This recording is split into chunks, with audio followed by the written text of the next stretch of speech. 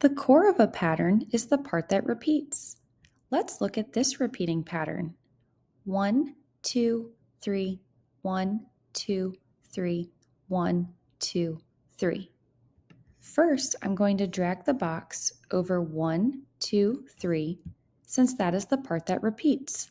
Then I'm going to name the core of the pattern. The core of the pattern is 1, 2, 3. Let's look at another repeating pattern. Drum, guitar, tambourine, drum, guitar, tambourine, drum, guitar, tambourine. First, I'm going to drag the box over drum, guitar, tambourine. Then I'm going to name the core of the pattern. The core of the pattern is drum, guitar, tambourine.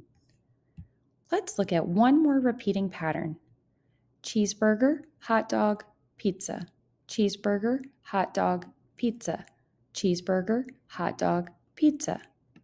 I'm going to drag the box over cheeseburger, hot dog, pizza, since that is the part that repeats.